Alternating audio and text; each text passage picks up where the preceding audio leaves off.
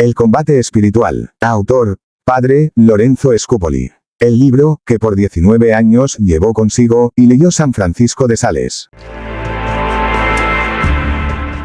Prólogo. Los elogios que hizo un gran santo acerca de este libro. Monseñor Pedro Camus, en su hermoso libro titulado El Espíritu de San Francisco de Sales, cuya lectura recomendamos porque hace un gran bien. Cuenta lo siguiente: yo le pregunté a San Francisco quién era su director o maestro de espíritu, y me respondió sacando del bolsillo el librito, El combate espiritual. Este es el que con la ayuda divina me ha gobernado y guiado desde mi juventud. Este es mi maestro y director de las cosas de espíritu y de la vida interior. Desde que, siendo un estudiante en la Universidad de Padua, un padre teatino, me lo recomendó, y me aconsejó que lo leyera frecuentemente, he seguido su consejo, y me ha resultado sumamente provechoso. Fue compuesto por un sacerdote muy santo de esa comunidad. El mismo Monseñor Camus cuenta que aunque San Francisco de Sales estimaba y aconsejaba mucho el bellísimo libro, Imitación de Cristo, sin embargo aconsejaba todavía más la lectura de El combate espiritual. Y añade, entre los libros de lectura espiritual que recomendaba nuestro santo, por el que más alta estimación sentía, era por el combate espiritual. No se cansaba de recomendar su lectura, y declaraba que él lo había llevado consigo por más de 17 años continuos, leyendo cada día un capítulo, y recibiendo siempre luces celestiales, cada vez que hacía allí alguna lectura. Muchas de las enseñanzas que San Francisco de Sales trae en su famoso libro, Filotea, o Introducción a la vida devota, están tomadas del combate espiritual. Entre los libros que allí recomienda para progresar en la vida de perfección, está en primera línea el combate espiritual. En sus cartas, han sido recogidas en varios volúmenes, más de 1000 cartas, gran doctor de la Iglesia, San Francisco de Sales, y en varias de ellas, elogia mucho a su querido librito, El combate espiritual. Veamos algunos ejemplos. En la carta 32 dice, este otro libro que está leyendo es bueno, pero es algo confuso y difícil. En cambio el combate espiritual es mucho más ordenado, más claro, y le hará más provecho al leerlo. En su carta 55 afirma, El combate espiritual, es un libro sumamente provechoso. Yo hace 15 años que lo llevo siempre conmigo y nunca lo he leído sin sacar provecho. En la carta 48 a una abadesa le aconseja, lea el librito El combate espiritual y verá que adquiere mucha paz interior. En su carta 16, a una señora casada le recomienda, entre los ejercicios de la devoción, lo que más le aconsejo es que lea frecuentemente, El combate espiritual. Yo recomiendo mucho este libro, porque su lectura hace un gran bien. En su carta 94, a la viuda le escribe, para vencer las tentaciones lea El combate espiritual. Este es mi libro favorito. Y el que más prefiero siempre. Desde hace 18 años lo llevo siempre conmigo, y no lo leo jamás sin conseguir provecho para el alma. Julio 24 de 1607, esta carta está en los documentos de la causa de canonización. A una persona que había sufrido una gran pena, le escribió su carta 75 en la cual dice, para conseguir la gracia de aceptar en paz las penas que nos llegan, ayuda mucho leer El combate espiritual, que tantas veces le he recomendado. Este librito trae doctrinas provechosísimas que le dan al alma mucha paz. Hagámosle caso a este gran santo y empecemos la lectura de tan hermoso libro. Capítulo 1. Ningún atleta recibe la medalla de campeón, si no ha competido según el reglamento. 2 de Timoteo capítulo 2, versículo 5. En qué consiste la perfección cristiana, y que para conseguirla, es necesario luchar y esforzarse, y de 4 cosas que son necesarias para este combate. Si deseas, oh alma muy amada por Jesucristo, llegar al más alto grado de santidad y perfección cristiana, y vivir en perpetua amistad con Dios nuestro Señor, la cual es la más alta y gloriosa empresa que puede emprenderse e imaginarse, lo que primero debes saber es, en qué consiste la perfección cristiana, la verdadera vida espiritual. Muchas personas se han equivocado y han creído que la perfección cristiana y la santidad consisten en otras cosas que en realidad no lo son. Así por ejemplo hay quienes se imaginan que para llegar a la perfección o santidad basta con dedicarse a muchos ayunos y grandes penitencias. Otras personas, especialmente mujeres, creen que lo importante es dedicarse a muchas oraciones, a oír misas, a visitar templos y a leer devocionales. No faltan personas pertenecientes a las comunidades religiosas que se imaginan que para llegar a la santidad basta con cumplir exactamente los reglamentos de su comunidad y asistir a todas las reuniones y actos religiosos de su congregación. No hay duda que todos estos son medios poderosos para adquirir la verdadera perfección y una gran santidad, si se emplean con prudencia y ayudan mucho a adquirir fortaleza contra las propias pasiones y la fragilidad de nuestra naturaleza, sirven para defenderse de los asaltos y tentaciones de los enemigos de nuestra salvación, además son muy eficaces para obtener de la misericordia divina los auxilios celestiales que necesitamos para progresar en la virtud. Son útiles y necesarios, y más para los principiantes. Medios para santificarse. El Espíritu Santo va iluminando a las personas espirituales los medios para llegar a la santidad. Les enseña a cumplir aquello que decía San Pablo: castigo mi cuerpo y lo reduzco a servidumbre, no sea que enseñando a otros el camino de la santidad, yo me quede sin llegar a conseguirla.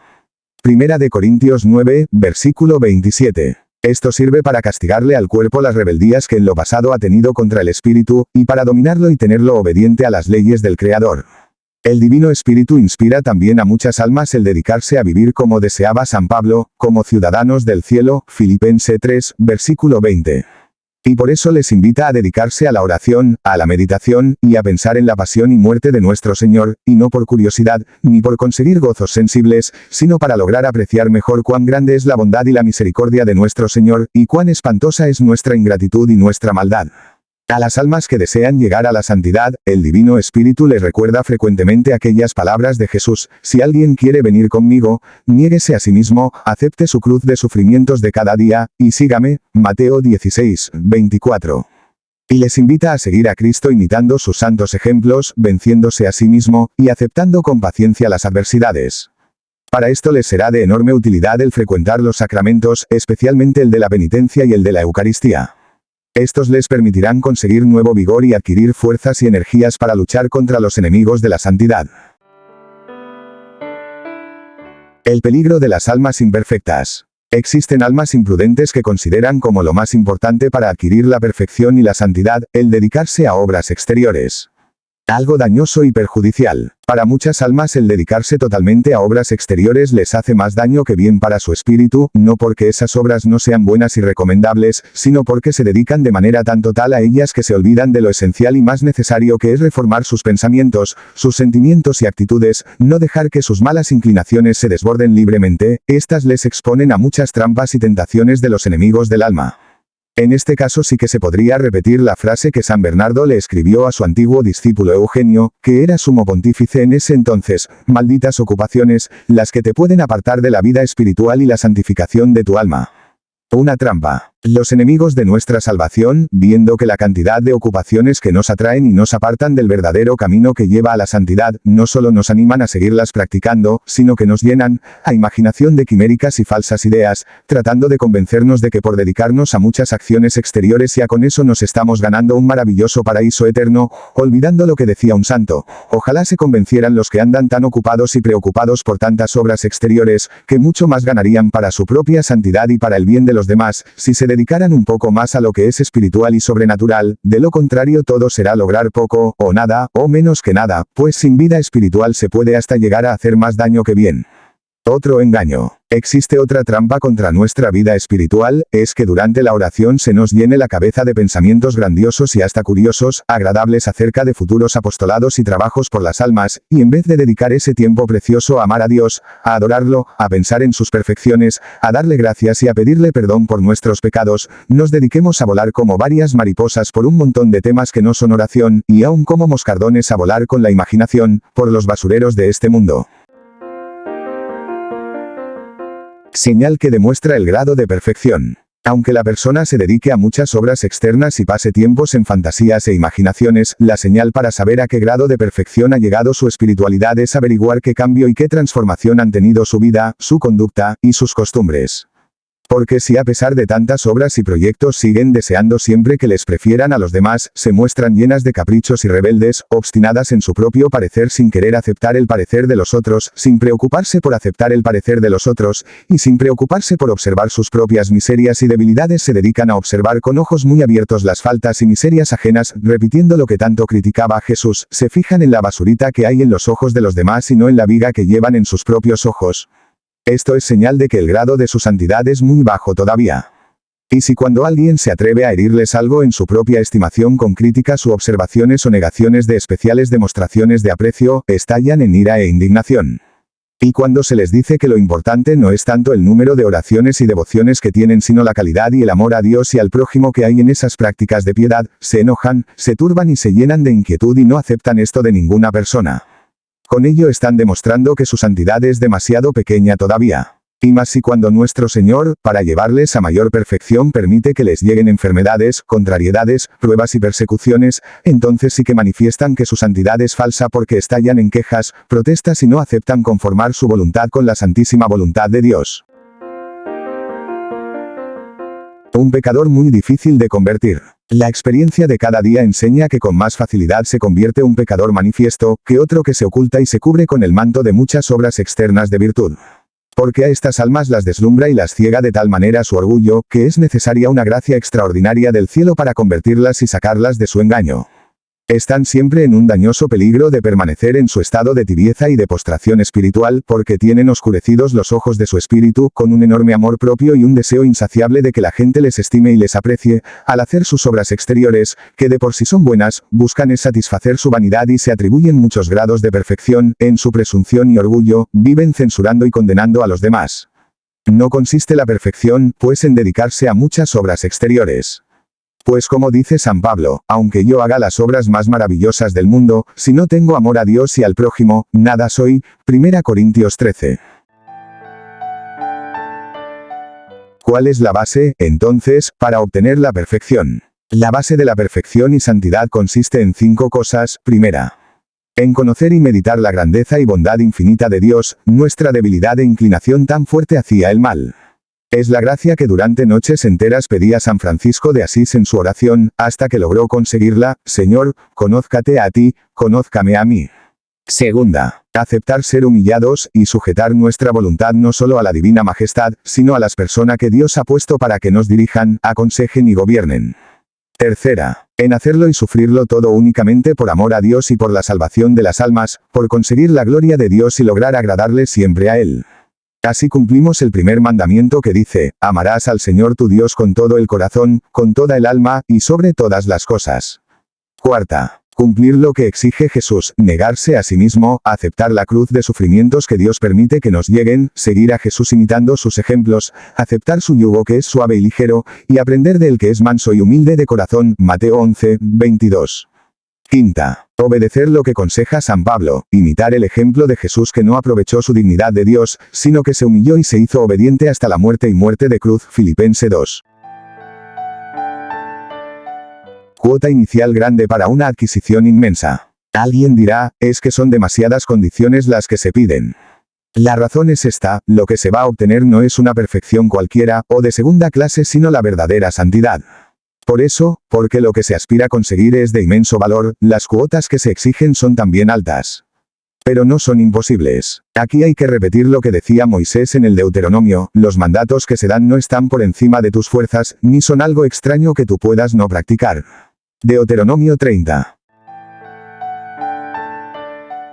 Combate duro, pero premio grande. Estamos escribiendo para quienes no se contentan con llevar una vida mediocre, sino que aspiran a obtener la perfección espiritual y la santidad. Para esto es necesario combatir continuamente contra las inclinaciones malas que cada cual siente hacia el vicio y el pecado, dominar y mortificar los sentidos, tratar de arrancar de nuestra vida las malas costumbres que hemos adquirido, lo cual no es posible sin una dedicación infatigable y continua a la tarea de conseguir la perfección y la santidad, tener siempre un ánimo pronto, entusiasta y valiente para no dejar de luchar por tratar de ser mejores. Pero el premio que nos espera es muy grande. San Pablo dice: me espera una corona de gloria que me dará el divino juez, y no solo a mí sino a todos los que hayan esperado con amor su manifestación. Segunda de Timoteo 4, 8. Pero nadie recibirá la corona si no ha combatido según el reglamento. Segunda de Timoteo 2, 5. Algo que es muy agradable a Dios. La guerra que tenemos que sostener para llegar a la santidad, es la más difícil de todas las guerras, porque tenemos que luchar contra nosotros mismos, o como dice San Pedro, tenemos que luchar contra las malas inclinaciones de nuestro cuerpo que combaten contra el alma. Primera de Pedro 2, 11. Pero precisamente porque el combate es más difícil y más prolongado, por eso mismo la victoria que se alcanza es mucho más agradable a Dios y más gloriosa para quien logra vencer, porque aquí se cumple lo que dice el libro santo: quien se domina a sí mismo, vale más que quien domina una ciudad. Proverbio 16, 32. Lograr dominar las propias pasiones, refrenar las malas inclinaciones, reprimir los malos deseos y malos movimientos que nos asaltan, es una obra que puede resultar ante Dios más agradable que si ejecutáramos obras brillantes que nos dieran fama y popularidad. Y por el contrario, pudiera suceder que aunque hiciéramos muchas obras externas admirables ante la gente, en cambio ante Dios no seamos agradables porque aceptamos en nuestro corazón seguir las malas inclinaciones de nuestra naturaleza y nos dejamos llevar y dominar por las pasiones desordenadas.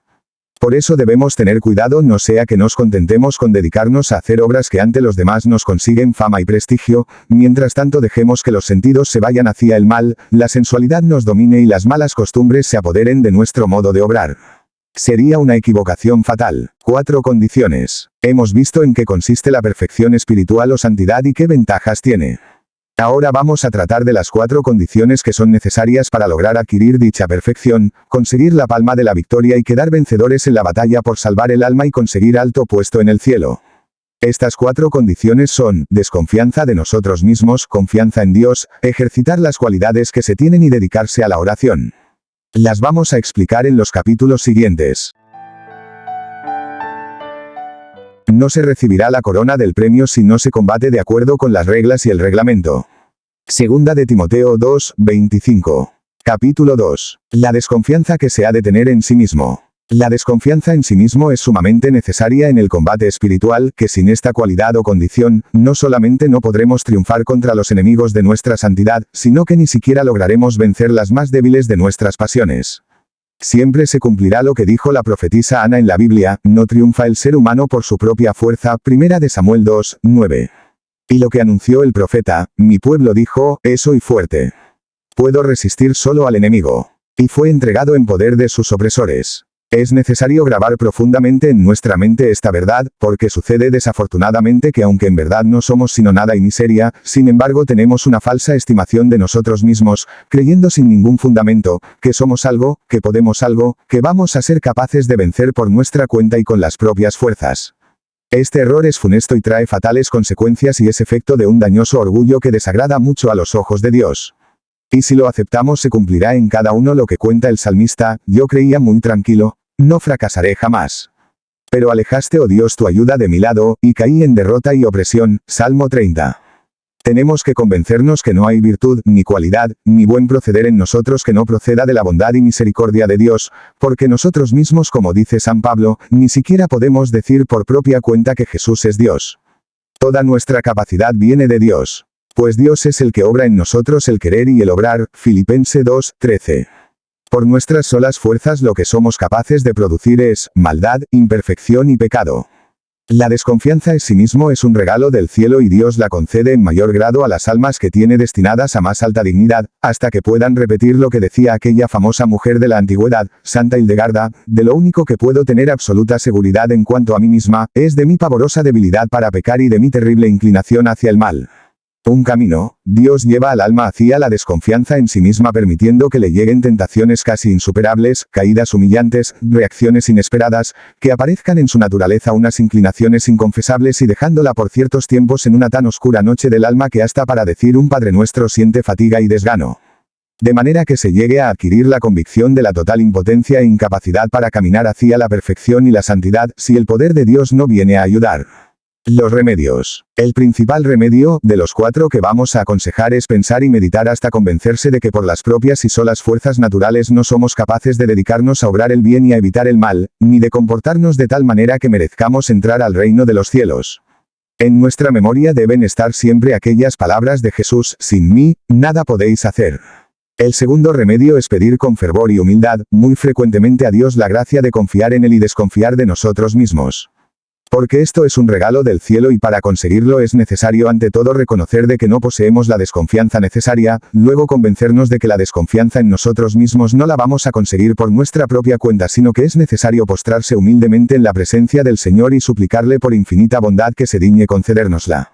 Y podemos estar seguros que si perseveramos pidiéndosela, al fin nos la concederá.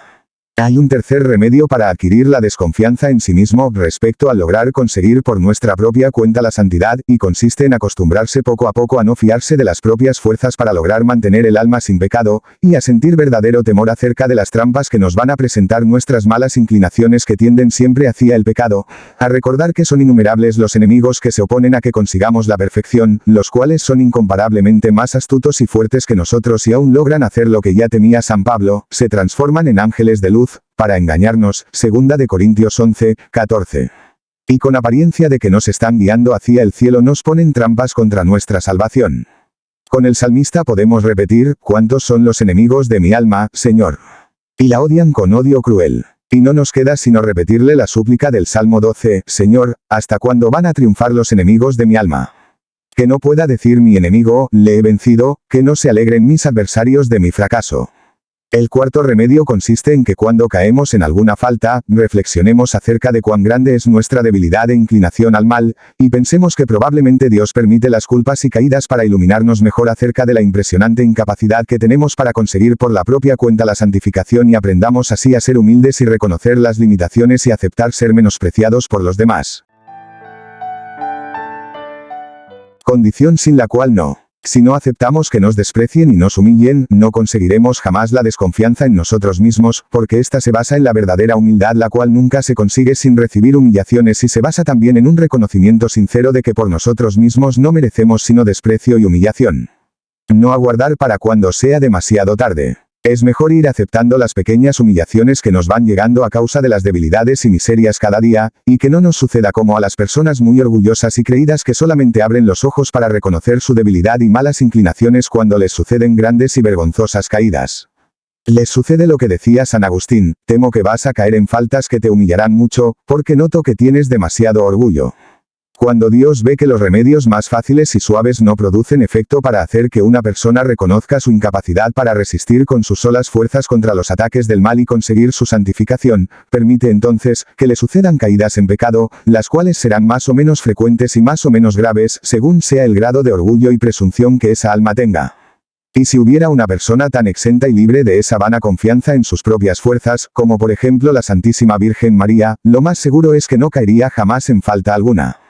Buena consecuencia. De todo esto debes sacar la siguiente conclusión, que cada vez que caigas en alguna falta reconozcas humildemente que por tu propia cuenta, sin la ayuda de Dios, no eres capaz ni siquiera de fabricar un buen pensamiento o de resistir a una sola tentación, y le pidas al Señor que te conceda su luz e iluminación, para convencerte de tu propia nada y de la necesidad absoluta e indispensable que tienes de la ayuda divina, y te propongas no presumir ni pensar vanamente que por tu propia cuenta vas a conseguir la santidad o la virtud.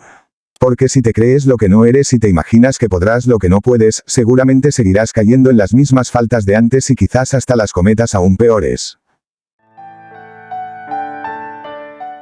Capítulo 3. La confianza en Dios. Aunque la desconfianza en nosotros mismos es tan importante y tan necesaria en este combate, sin embargo, si lo único que tenemos es esa desconfianza, seguramente vamos a ser desarmados y derrotados por los enemigos espirituales. Es absolutamente necesario que tengamos una gran confianza en Dios, que es el autor de todo lo bueno que nos sucede y del único del cual podemos esperar las victorias en el campo espiritual. Porque así como por nosotros mismos lo que vamos a conseguir serán frecuentes faltas y peligrosas caídas, lo cual nos debe llevar a vivir siempre desconfiando en nuestras solas fuerzas, así también podemos estar seguros que de la ayuda de Dios y de su gran bondad podemos esperar victoria contra los enemigos de nuestra salvación, progreso en la virtud y crecimiento en perfección, si desconfiando de la propia debilidad y de las malas inclinaciones que tenemos y confiando grandemente en el poder divino y en el deseo que nuestro Señor tiene de ayudarnos, le rogamos con todo el corazón que venga a socorrernos. Los medios para conseguir la confianza en Dios. 4 son los medios para lograr progresar en la confianza en Dios. El primero, pedirla muchas veces y con humildad, en nuestra oración. Jesús prometió, todo el que pide recibe. Mi Padre dará el buen espíritu a quien se lo pida, Lucas 11:11. El segundo medio es pensar en el gran poder de Dios y en su infinita bondad, que lo mueve a conceder siempre mucho más de lo que se le suplica. Recordar lo que el ángel le dijo a la Virgen María, ninguna cosa es imposible para Dios, Lucas 1:38. Es muy provechoso pensar de vez en cuando que Dios, por su inmensa bondad, y por el exceso de amor con que nos ama, está siempre dispuesto, y pronto a darnos cada hora, y cada día todo lo que necesitemos para la vida espiritual, y para conseguir la victoria contra el egoísmo y las malas inclinaciones, si le pedimos con filial confianza. El Salmo 145 dice, Dios satisface los buenos deseos de sus fieles. Algo que conviene recordar. Para aumentar la confianza en nuestro Señor, pensemos que por 33 años, ha vivido en esta tierra en medio de sacrificios y sufrimientos, para lograr salvar nuestra alma. Recordemos que cada uno de nosotros somos la oveja extraviada que por sus imprudencias se alejó del rebaño del Señor, y Él nos ha venido llamando noche y día para que volvamos a ser del grupo de los que lo van a acompañar en el cielo para siempre. Sudor, sangre y lágrimas ha tenido que derramar para obtener que volvamos a ser del número de sus ovejas fieles. Si por una oveja que se extravió se arriesgó a ir tan lejos a buscarla, cuánto más nos ayudará a quienes lo buscamos y clamamos e imploramos su ayuda. Cuando escucha que la oveja brama desde el precipicio donde ha caído, temerosa de los aullidos de los lobos que ya se escuchan a lo lejos, el buen pastor corre a protegerla y defenderla. Y no la humilla, ni la golpea, ni le echa en cara su imprudencia, sino que cariñosamente la lleva sobre sus hombros hasta donde está el grupo de las ovejas que han permanecido fieles. Consideremos que nuestra alma está representada en esa pobre oveja, a la cual Jesús se interesa inmensamente por salvarla de los peligros del mundo, del demonio y de la carne, trata cada día de llevarla a la santidad. La moneda perdida. Narraba Jesús el caso de aquella mujer a la cual se le perdió una moneda de plata, lo que equivalía al mercado de un día para la familia, y ella se dedica a barrer la casa y a sacudir esteras y muebles, hasta que logra encontrarla, muy contenta invita a las vecinas a que la feliciten por la gran alegría que siente al haber recuperado la moneda perdida. Y Jesús en ese hermoso capítulo 15 del Evangelio de San Lucas, en el cual narra estas parábolas, nos habla de que en el cielo, Dios y sus ángeles sienten gran alegría por un alma que estaba ya perdida, y que vuelve a recuperarse para el reino de Dios. También Dios siente la alegría de encontrar lo que se ha perdido. Y cada uno de nosotros puede proporcionarle esa alegría al retornar otra vez en nuestra vida de pecado, a la vida de gracia y santidad. Y el más interesado en que esto suceda es nuestro divino Salvador. Estoy a la puerta y llamo. En el libro del Apocalipsis dice Jesús, he aquí que estoy a la puerta y llamo. Si alguien me abre la puerta de su alma, entraré y cenaremos juntos. Apocalipsis 3, 21. Con esto demuestra nuestro Señor, el gran deseo que Él tiene de vivir en nuestra alma, dialogar con nosotros y regalarnos sus dones y gracias. Y si viene con tan buena voluntad, no nos concederá los favores que deseamos. El tercer remedio para conseguir una gran confianza en Dios, es repasar de vez en cuando lo que dice la Sagrada Escritura acerca de lo importante que es confiar en nuestro Señor. Por ejemplo, el Salmo 2 dice, dichosos serán los que confían en Dios. Y el Salmo 19 afirma, unos confían en sus bienes de fortuna. Otros en sus armas defensivas. Nosotros en cambio confiamos en Dios, e imploramos su ayuda, mientras los otros caen derribados, nosotros logramos permanecer en pie. Y el salmista añade después, Señor, porque confío en ti, por eso no seré confundido eternamente, Salmo 24. Los que confían en Dios no serán rechazados por Él, Salmo 33. Quien confía en Dios verá que Él actuará en su favor. Soy viejo y nunca he visto que alguien haya confiado en Dios y haya fracasado, Salmo 36. Quienes confían en el Señor son como el monte Sión, no serán conmovidos ni derribados por los ataques ni las contrariedades, Salmo 124. Quien confía en Dios será bendecido, prosperará y será feliz. Proverbios 28. 77 veces dice la Sagrada Escritura que para quien pone su confianza en Dios, vendrán bendiciones, felicidad, paz, progreso y bendición. Si lo dice 77 veces es que esto es demasiado importante para que se nos vaya a olvidar. Por eso el profeta exclamó, ¿sabes a quiénes prefiere el Señor? A los que confían en su misericordia. Jamás alguna persona ha confiado en Dios y ha sido abandonada por Él. Eclesiástico 2, 11. El cuarto y último remedio, para que logremos al mismo tiempo adquirir desconfianza en nuestras solas fuerzas, y gran confianza en Dios, es que cuando nos proponemos hacer alguna obra buena, o conseguir alguna virtud, o cualidad fijemos nuestra atención primero en la propia miseria, debilidad y luego en el enorme poder de Dios, y en el deseo infinito que tiene de ayudarnos, y así equilibraremos el temor que nos viene de nuestra incapacidad, y de la inclinación hacia el mal, con la seguridad que nos inspira la ayuda poderosísima que el buen Dios nos quiere enviar, y nos determinaremos a obrar y combatir valientemente. Yo, más mis fuerzas y capacidades, igual, nada. Pero yo, mis fuerzas, mis capacidades, más la ayuda de Dios, igual, éxitos incontables. No es que nosotros mismos podamos nada, dice San Pablo, toda nuestra suficiencia viene de Dios. La autosuficiencia orgullosa lleva al fracaso. La humilde confianza en nuestro Señor consigue éxitos formidables. Las tres fuerzas, con la desconfianza en nosotros mismos y la confianza en Dios, unidas a una constante oración seremos capaces de hacer obras grandes, y de conseguir victorias maravillosas. Hagamos el ensayo y veremos efectos inesperados. Pero si no desconfiamos en nuestra miseria y no ponemos toda la confianza en la ayuda de Dios, y si descuidamos la oración, terminaremos en tristes derrotas espirituales. Cuanto más confiemos en Dios, más favores suyos recibiremos. Recordemos siempre lo que el Señor le dijo a una gran santa: no olvides que yo tengo poder y bondad para darte mucho más de lo que tú puedes atreverte a pedir o a desear. Es lo que San Pablo había enseñado ya hace tantos siglos. Efesios 3, 20. Señor, dichosos los que confían en ti. Salmo 83. Capítulo 4. ¿Cómo podemos conocer, si obramos con desconfianza en nosotros mismos, y con confianza en Dios?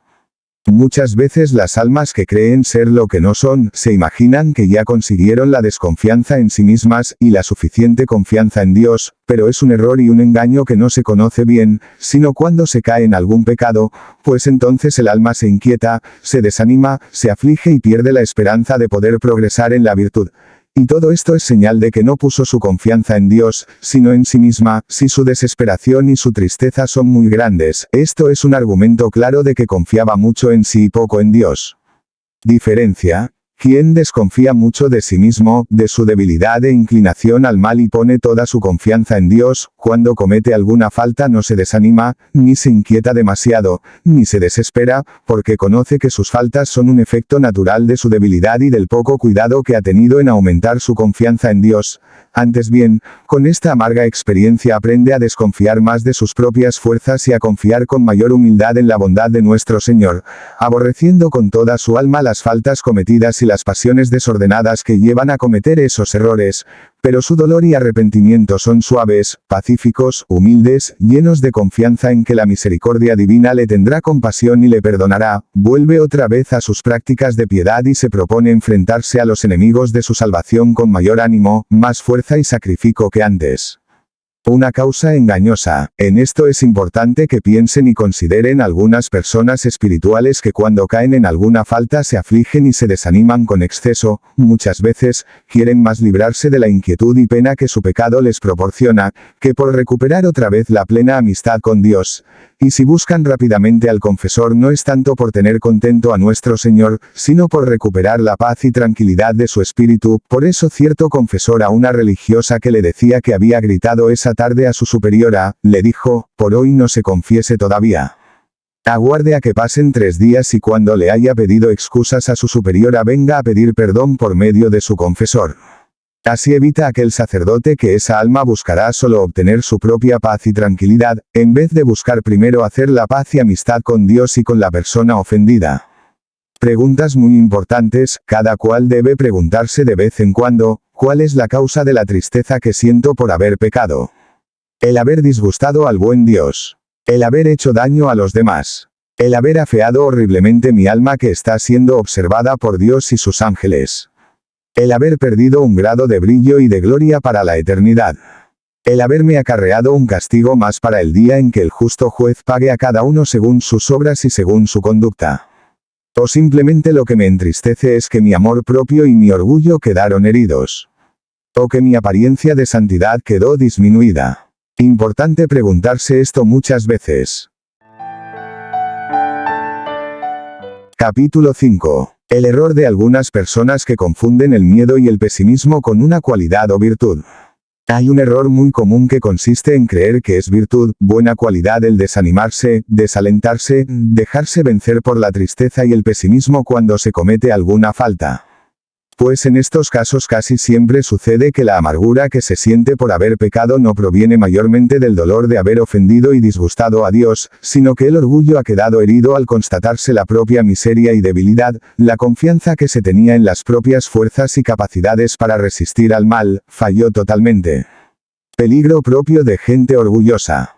Ordinariamente las almas presuntuosas que se creen más capaces de ser buenas de lo que en realidad son, no les dan la debida importancia a los peligros que les van a llegar y a las tentaciones que les pueden venir, luego al caer en alguna y reconocer por amarga experiencia cuán grandes son su miseria y su debilidad, se maravillan y se afanan por su caída como si se tratara de cosa nueva y rara, porque ven derrumbado por el suelo el ídolo del amor propio y de la falsa confianza en sí mismas en lo cual imprudentemente habían puesto su esperanza, y demostrando que son almas que más ponían la confianza en sus propias fuerzas que en la ayuda de Dios, se dejan llevar por la tristeza, el desánimo y hasta pueden llegar a la desesperación. Algo que no sucede a los humildes. Capítulo 6. Avisos importantes para adquirir la desconfianza en sí mismo y la confianza en Dios. Como gran parte de la fuerza que necesitamos para salir vencedores de los ataques de los enemigos de nuestra salvación, depende de la desconfianza de nosotros mismos y de la confianza en Dios, vamos a recordar algunos avisos que son muy útiles para conseguir estas dos cualidades. Una condición sin la cual nada se obtiene, primeramente hemos de tener en cuenta como verdad que no admite discusión ni duda, que aunque tengamos todos los talentos y cualidades, ya sean naturales, ya sea que se han adquirido por propio esfuerzo, aunque contemos con una inteligencia prodigiosa, aunque no sepamos de memoria la Sagrada Escritura, hayamos servido al Señor por muchos años, estemos acostumbrados a servirle y a portarnos bien, siempre seremos absolutamente incapaces de obedecer debidamente al Creador y de cumplir a cabalidad nuestras obligaciones, si la fuerza poderosa de Dios, con especial protección no fortifica nuestro corazón en cada ocasión que se nos presente de hacer el bien y evitar el mal, de hacer algunas obras buenas o de vencer alguna tentación, de salir de un peligro o de poder soportar la cruz de la tribulación. Es necesario grabar profundamente esta verdad en nuestra memoria, no dejar pasar días sin meditarla, considerarla y por este medio iremos evitando el defecto que se llama presunción que consiste en creernos más capaces de ser buenos y dejar de ser malos, de lo que en verdad somos, y así evitaremos andar confiando temeraria e imprudentemente en nuestras propias fuerzas. Algo fácil para Dios. En cuanto a la confianza en Dios, recordemos lo que dice el libro santo, a Dios le queda muy fácil darnos la victoria contra todos los enemigos de nuestra alma, ya sean pocos o ya sean muchos, ya sean fuertes o sean débiles, ya sean viejos y experimentados o jóvenes y exaltados. 1 Samuel 14, 6. De este principio fundamental sacaremos la conclusión que aunque el alma se jale atacada por todos los pecados y vicios, llena de imperfecciones, malas costumbres y horrendas inclinaciones, aunque después de haber hecho todos los esfuerzos por reformar las costumbres no se nota ningún progreso en la virtud, se siente y reconoce en sí mismo una mayor inclinación hacia el mal y más facilidad para pecar, no por eso hay que perder el ánimo y la confianza en Dios, ni dejar de luchar, ni abandonar las prácticas de piedad, sino más bien dedicarse con mayor entusiasmo a tratar de hacer el bien y evitar el mal, porque en este combate espiritual no se declara vencido a quien no cesa de combatir y de confiar en Dios, el cual nunca deja de ayudar con sus auxilios y socorros a quienes quieren salir vencedores, aunque muchas veces permite que sean vencidos. Si se tiene la ayuda de Dios se pueden perder batallas, pero jamás se perderá la guerra. Capítulo 7. Cómo hacer buen uso de las dos potencias que hemos recibido, el entendimiento y la voluntad. Si en el combate espiritual no tuviéramos sino dos armas, la confianza en Dios y la desconfianza en nosotros mismos, lo más probable sería que no podríamos vencer nuestras pasiones y caeríamos en muchísimas y graves faltas. Por eso es necesario añadir a estas dos cualidades otras dos muy importantes, hacer buen empleo de nuestro entendimiento y fortificar nuestra voluntad. Los dos vicios que atacan el entendimiento. Hay dos grandes vicios que pervierten, hacen mucho daño al entendimiento y son la ignorancia y la vana curiosidad. Entendimiento es la facultad o aptitud o capacidad que tenemos de comparar, juzgar, razonar o sacar conclusiones. El primer defecto, la ignorancia. Esta consiste en no saber lo que deberíamos saber, lo que nos convendría saber. La ignorancia impide al entendimiento poseer y conocer la verdad, la cual es el objeto para el cual fue hecha la inteligencia. Es de primerísima necesidad que el alma que desea llegar a la perfección se esfuerce por ir adquiriendo cada día más y más conocimientos espirituales y tratar de conocer cada vez mejor lo que debe hacer para llegar a la perfección y para adquirir las virtudes, y lo que se debe evitar para lograr vencer las pasiones. ¿Cómo se adquieren las luces que ahuyentan la ignorancia? Las tinieblas de la ignorancia se alejan con dos luces muy especiales. La primera de estas luces es la oración, el pedir frecuentemente al Espíritu Santo que nos ilumine lo que debemos hacer, decir y evitar. Jesús decía, mi Padre Celestial dará el Espíritu Santo a los que se lo piden. Lucas 11:15. Y después añade, el Espíritu Santo los guiará hacia la verdad plena y les recordará todo lo que yo les he dicho.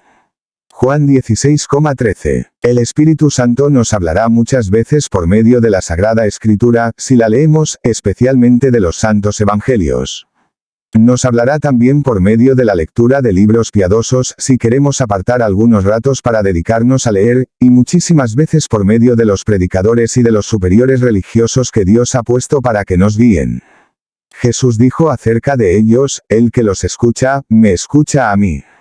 Lucas 10:16. Por eso es tan importante sujetar nuestro juicio y parecer al de los superiores y guías espirituales. De la intervención del Espíritu Santo depende mucho el que se aleje nuestra ignorancia. Es necesario que nos dejemos programar por el Espíritu Santo. Hay que investigar qué será lo que el Divino Espíritu quiere de nosotros. No se puede hablar bien o pensar debidamente u obrar como en verdad lo desea Dios, sin la iluminación del Espíritu Santo. Por eso es necesario decirle muchas veces y todos los días, ven Espíritu Santo. Él es la fuente inagotable de imaginación y de buenas ideas. Él nos da un modo nuevo de mirar y apreciar a las personas, al mundo, a la historia y a nosotros mismos. Él es el gran pedagogo o maestro que nos enseña cómo amar, cómo emplear bien nuestra libertad, el tiempo, los dones y cualidades que Dios nos dio y cómo conocer en cada caso qué será lo que más le agrada a Dios y qué es lo que a nuestro Señor le desagrada. La segunda luz para alejar la ignorancia, es dedicarse continuamente a considerar, a analizar, las situaciones que se presentan y las cosas que queremos decir o hacer, para examinar, si son buenas y nos convienen, o son malas y nos pueden perjudicar, calificando lo que valen, no por las apariencias ni según la opinión del mundo, pues la Escritura dice, Dios no se fija en lo que aparece al exterior sino en la santidad del corazón y en el valor interior. 1 Samuel 16:7. Y valorarlas según la idea que nos inspira el Espíritu Santo. Este modo de analizar y valorar las cosas y las situaciones, nos hará conocer con evidencia que lo que el mundo ama y busca con tanto ardor es ilusión y mentiras, que los honores y placeres de la tierra no son sino aflicción y humo que se lleva el viento, como dice el Eclesiastés, vanidad de vanidades, todo vaciedad y aflicción de espíritu. Eclesiástico 1. La luz del Espíritu Santo nos hará ver que las humillaciones, ofensas y desprecios que nos hacen son para nosotros ocasiones de conseguir verdadera gloria para el cielo, que es perdonar y hacer bien a los que nos han ofendido es señal de que también nosotros seremos perdonados por Dios y que no seremos castigados con todo el rigor que merecen nuestros pecados, que el ser buenos con todos, aun con los malos y desagradecidos es hacernos semejantes al buen Dios que hace llover sobre buenos y malos y hace brillar el sol hasta sobre los más ingratos. El Espíritu Santo, si lo invocamos con fe nos irá convenciendo de que vale más renunciar a los placeres del mundo que vivir gozando de todo lo que se nos antoja. Que mucho más premio se gana obedeciendo humildemente que dando órdenes a muchos. Que el conocer y reconocer humildemente lo que somos es una ciencia que nos hace mayor provecho que todas las demás ciencias que nos pueden inflar de orgullo. Que el vencer, dominar los malos deseos y las malas inclinaciones y el llevarse la contraria en muchos pequeños deseos que no eran tan necesarios, nos puede conseguir una gran personalidad, y se cumplirá en nosotros lo que dijo el libro santo, quien se domina a sí mismo, vale más que quien domina a una ciudad. Proverbios 16:32. Capítulo 8. Las causas que nos impiden juzgar y calificar debidamente las situaciones, y la regla que se debe observar, para conocerlas bien. Una causa muy importante por la cual no juzgamos ni calificamos debidamente las situaciones y las cosas, es porque tan pronto se nos presentan a nuestra imaginación, inmediatamente nos dejamos llevar por la simpatía o la antipatía, hacia ellas, la simpatía y la antipatía, vuelven ciega la razón y desfiguran de tal suerte las personas, las situaciones y las cosas que nos parecen diferentes de los que realmente son. Un remedio. Si queremos vernos libres de este grave peligro es necesario estar alerta para no opinar sin más ni más, precipitadamente, dejándonos llevar simplemente porque aquello nos agrada o nos desagrada. Cuando a la mente se presenta una situación, una persona, un objeto, una acción, es necesario darse tiempo para juzgar y examinar despacio, sin apasionamiento, sin demasiada simpatía ni antipatía, antes que la voluntad se determine a amarle o aborrecerle, a aceptarle o rechazarle, a declarar que es agradable o desagradable. Si la voluntad, antes de analizar y conocer bien el objeto, se inclina a amarlo o aborrecerlo, entonces ya el entendimiento no es libre para conocerlo como es verdaderamente en sí, porque la pasión se lo desfigura de tal manera que le obliga a formarse una falsa idea y entonces se inclina a amarle o aborrecerle con vehemencia y no logra guardar reglas ni medidas ni escucha lo que aconseja la razón. Y dejándose llevar de la inclinación natural, el entendimiento se oscurece cada vez más y representa a la voluntad, el objeto más odioso o más amable que antes, de tal modo que si la persona no se esfuerza por no dejarse llevar por prejuicios e inclinaciones, su entendimiento y su voluntad la van a hacer moverse en un círculo vicioso yendo de error en error, de abismo en abismo y de tinieblas en tinieblas. Por eso mientras estamos apasionados por algo es mejor abstenerse de dar juicio al respecto hasta que se calme la pasión. Prudencia. Hay que cuidarse con gran cuidado, para no tener afecto desordenado a las cosas, antes de examinar o conocer lo que son realmente en sí mismas, con la luz de la razón, especialmente con la luz sobrenatural que envía el Espíritu Santo, a quien le reza con fe, y tratar de obtener la luz de la prudencia que se consigue consultando a personas que sepan de ese asunto. También en lo que es bueno. Notemos que esta prudencia para no dejarse llevar por la sola inclinación antes de juzgar, es necesario no solo en lo que puede ser peligroso, sino también en lo que de por sí es bueno, porque en estas obras, como son dignas de admiración y aprecio, puede haber peligro de dejarse llevar más por el propio gusto que por la conveniencia. Pues basta que haya una circunstancia de tiempo, o de lugar que no sea conveniente para esas obras para que en ese momento no convenga hacerlas. Por eso hay que saber consultar siempre a los que saben. No todo se puede decir en todas partes ni todo se puede hacer siempre, aunque sean cosas muy buenas, porque todo tiene su tiempo y su lugar, si no se sigue las reglas de la prudencia aun por dedicarse a obras muy buenas se pueden cometer muchos disparates. Por eso es tan necesario pedir mucho al Espíritu Santo el don de consejo por medio del cual sabemos cuándo, dónde y cómo debemos hacer y decir lo que tenemos que hacer y decir. Petición diaria. Un santo decía que cada día debemos pedir al Espíritu Santo que nos conceda la virtud de la prudencia, que es la que nos enseña, cuándo, cómo y dónde, debemos decir y hacer cada cosa. Pedimos en verdad de vez en cuando al Divino Espíritu que nos conceda la virtud de la prudencia, si no la hemos pedido, a empezar desde hoy a pedirla. Capítulo 9. Otro vicio del cual debemos librar al entendimiento, para que pueda conocer y juzgar bien lo que es útil. El segundo vicio o defecto que puede hacer mucho daño a nuestro entendimiento es la vana curiosidad, el llenar nuestra mente de una cantidad de pensamientos y conocimientos inútiles que nos hacen más mal que bien.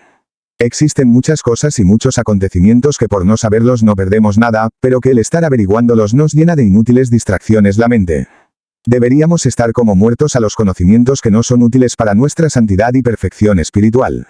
El antiguo refrán decía, por noticias curiosas y nuevas no te afanarás, que se volverán antiguas y ya las conocerás.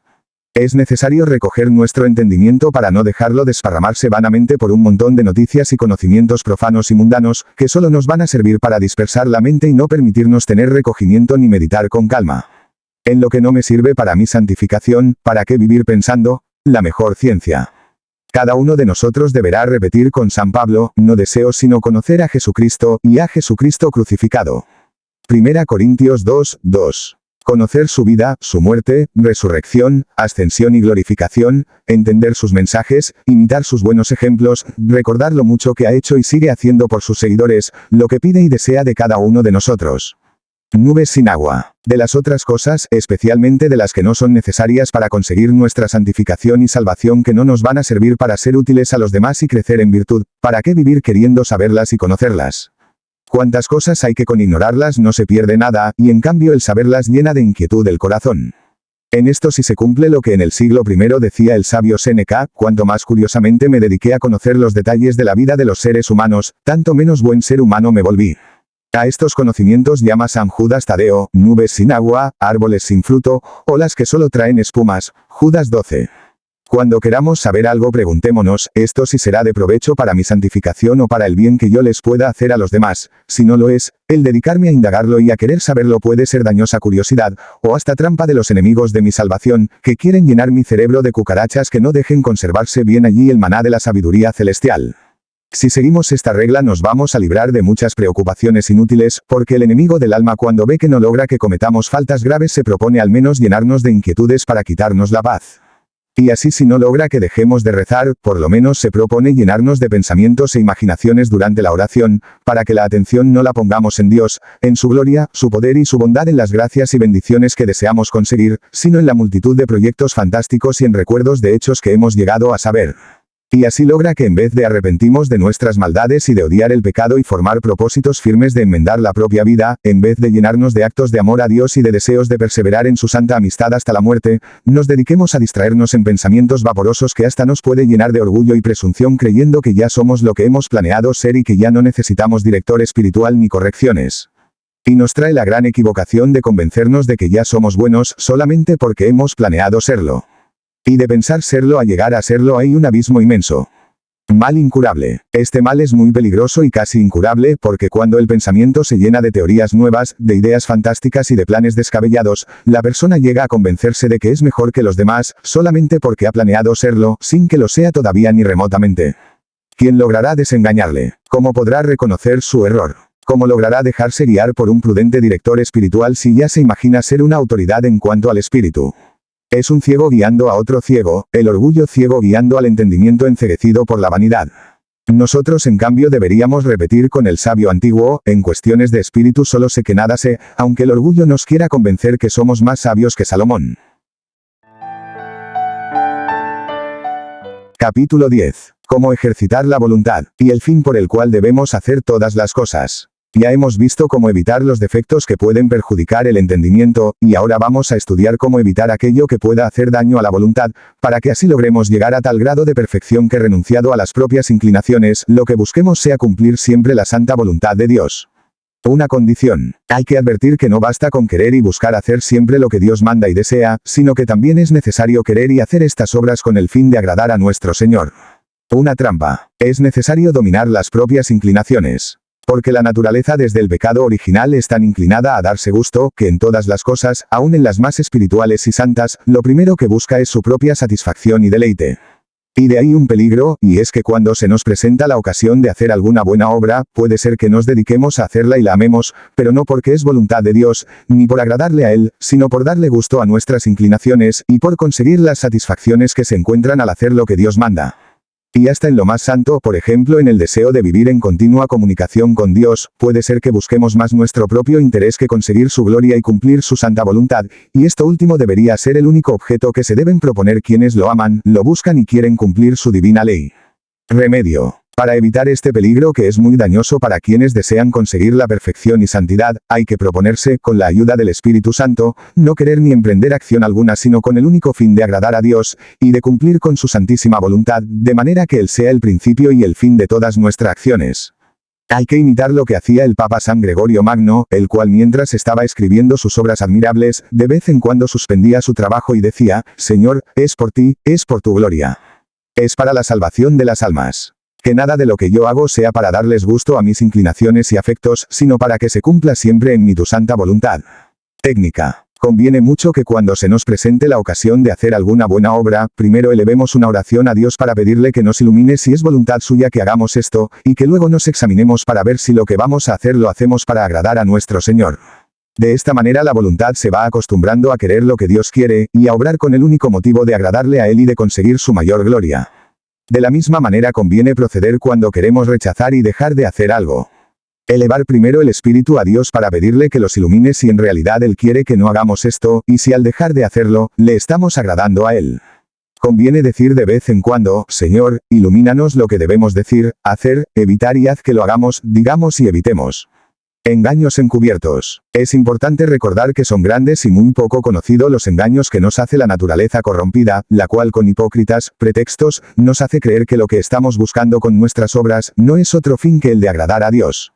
Y de aquí proviene que nos entusiasmamos por unas cosas y sentimos repulsión por otras, solo por contentarnos y satisfacernos a nosotros mismos, pero mientras tanto seguimos convencidos de que ese entusiasmo, o esa repulsión, se debe solamente a nuestro deseo de agradar a Dios, o al temor de ofenderle.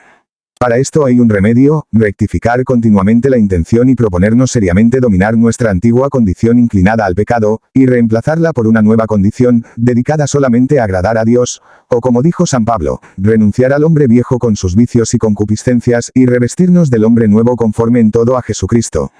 Colosenses 3, 9. Un método. San Bernardo decía de vez en cuando a su orgullo, a su sensualidad, vanidad y amor propio, no fue por vosotros que empecé esta obra ni es por vosotros que la voy a seguir haciendo.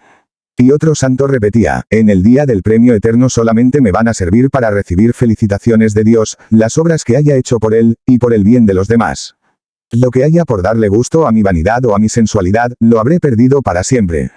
Sería muy triste mi final, si el Señor tuviera que decirme como a los fariseos, todo lo hizo para ser felicitado, y estimado por la gente, o por dar gusto a sus gustos, pues ya recibió su premio en la tierra.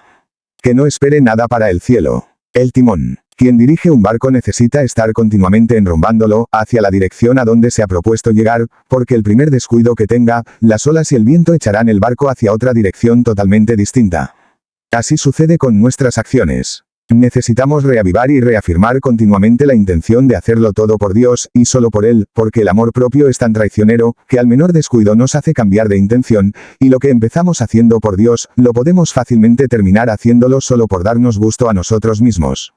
Y sería una gran pérdida. Un síntoma o señal de alarma. Sucede frecuentemente que cuando la persona se dedica a hacer una buena obra, no por tener contento a Dios únicamente, sino sobre todo por satisfacer sus gustos e inclinaciones, cuando Dios le impide el progreso de su obra con alguna enfermedad, accidente o falta económica, por la oposición de superiores o vecinos, se enoja, se irrita, se inquieta, empieza a murmurar, a quejarse y hasta dice que nuestro Señor debería mostrarse más compasivo y generoso con su obra. Y de aquí se deduce que lo que le movía no era solamente agradar al Creador, sino satisfacer sus propios gustos. Pues si fuera solo por Dios, dejaría tranquilamente que Él, cuando mejor le parezca, lleve a feliz término su obra, si es para su mayor gloria, y si no lo es, que la deje desaparecer, porque entonces no merece seguir existiendo. Examen. Por eso cada uno debe preguntarse de vez en cuando, ¿me inquieto demasiado si las obras que emprendo, no obtienen éxito prontamente o no me resultan según mis planes? ¿Me disgusto si el Señor, con los hechos que permite que me sucedan, me está diciendo, todavía no es tiempo?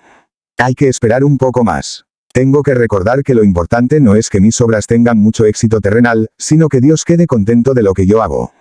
Que no es la acción la que tiene valor, sino la intención con la cual se hace. Algo que aumenta mucho el valor. La intención de hacerlo todo por amor de Dios, y para su mayor gloria, aumenta tanto el valor de nuestras obras que aunque ellas sean de poquísimo valor en sí mismas, si se hacen puramente por Dios, se vuelven de mayor precio y premio, que otras obras aunque ellas sean de mayor valor en sí mismas, si se hacen por otros fines. Así por ejemplo, una pequeña limosna dada a un pobre pequeña, pero que nos cueste a nosotros. Porque lo que no cuesta es basura y no tiene premio. Si esa pequeña limosna se da por amor a Dios, porque el prójimo representa a Jesucristo, puede ser de mayor precio y obtener un premio más grande, que unos enormes gastos que se hacen en obras brillantes, pero por aparecer y por ganarse la admiración de los demás. Algo que no es fácil. No nos engañemos ni nos ilusionemos. Esto de hacerlo todo siempre por puro amor a Dios no será fácil al principio, sino que más bien nos parecerá bien difícil. Pero con el tiempo se nos irá haciendo no solamente fácil sino hasta agradable, e iremos adquiriendo la costumbre de hacerlo todo por amor al buen Dios de quien todo lo bueno que tenemos lo hemos recibido. Como la piedra filosofal. Los antiguos creían en la leyenda de que existía una piedra que todo lo que tocaba lo convertía en oro. La llamaban, la piedra filosofal, y la buscaban por todas partes, y como bien puede suponerse nunca la encontraron porque la tal piedra no existe. Pero en lo espiritual sí la hay, y consiste en esto que hemos venido recomendando, en ofrecer todo lo que hacemos únicamente por amor a Dios y por agradarlo a Él. Acción que ofrecemos por Dios, automáticamente queda convertida en oro para la vida eterna. En algo de altísimo precio para la eternidad. Por eso conviene que desde hoy mismo comencemos a tratar de adquirir la buenísima costumbre de dirigir todas las anteriores a un solo fin, el amor y la gloria de Dios. Algo que se consigue pidiéndolo. Es necesario recordar que esta formidable costumbre de hacerlo todo por Dios y solo por Él, no es algo que la criatura humana va a lograr conseguir únicamente por sus esfuerzos y propósitos. Esto es algo importado del cielo, y si nuestro Señor no nos los concede por una gracia especial suya, no lo vamos a obtener. Por eso hay que pedirlo mucho en nuestras oraciones. Y para animarnos a cumplirlo debemos meditar frecuentemente en los innumerables beneficios y favores que Dios nos ha hecho y nos sigue haciendo continuamente, considerar que todo ello lo hace por puro amor y sin ningún interés de parte tuya. No podrán creer si lo que buscan es la gloria y la alabanza que vienen de los otros y no la gloria que viene del único Dios. Juan 5:44